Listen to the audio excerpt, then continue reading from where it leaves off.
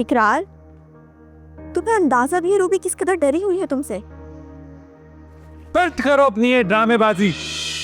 ये जो कुछ हो रहा है अब तुम्हारी वजह से हो रहा है। मेरी वजह से कैसे हो रहा है? मैंने क्या किया है? इस घर में जो सुकून नहीं है ना, उसकी जिम्मेदार सिर्फ तुम हो। इसलिए तुमने मुझे बताए बगैर अपनी पहली बीवी के लिए अलग घर ले लिया।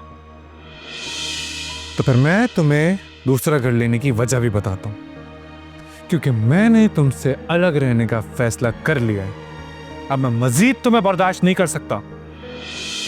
तुम्हारे इरादे मैं जानती हूँ। पेपर्स तैयार हो चुके हैं, कल तक तुम्हें मिल जाएंगे।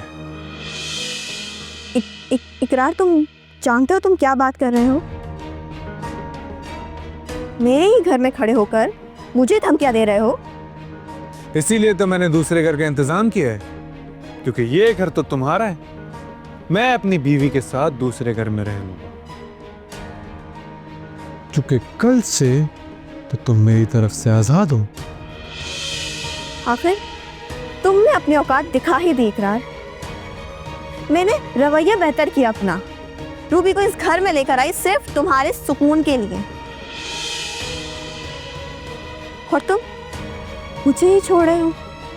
जब तुम्हें पता था कि मैं ये करने जा रहा हूं तो तुम्हें मजाक लग रहा था। मजाक ही तो हो रहा है। मेरी दुनिया बर्बाद हो रही है मेरी ही नजरों के सामने।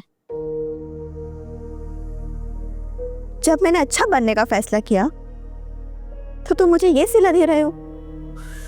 तुम कब से अच्छी हो गई? इकरार, मैं अच्छी थी, पहले दिन से अच्छी थी, क्योंकि मैं तुम्हारी माँ की पसंद थी। ओह शट अप।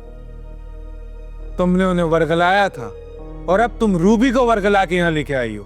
तुम मेरे साथ ये नहीं कर सकते और ना ही मैं तुम्हें ये करने दूंगी। अच्छा, कल तक तो बहुत बहादुर बन रही थी, तंस के नश्ता चला रही थी, जहन्नुम बनाई हुई थी तुमने मेरी जिंदगी। और अब तुम रूबी को भी इसीलिए लेके आई हो ताकि उसकी जिंदगी जहन्नुम बना दो। लेकिन मैं ये करने नहीं दूंगा रुखसार। ठीक है, रूबी मेरे कमरे में बंद है।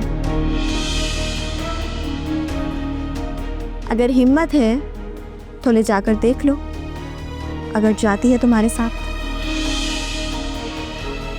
और अगर तुम मुझे तलाक दे रहे हो तो याद रखना इकरार कि रूबी भी तुम्हारी जिंदगी में नहीं रहेगी।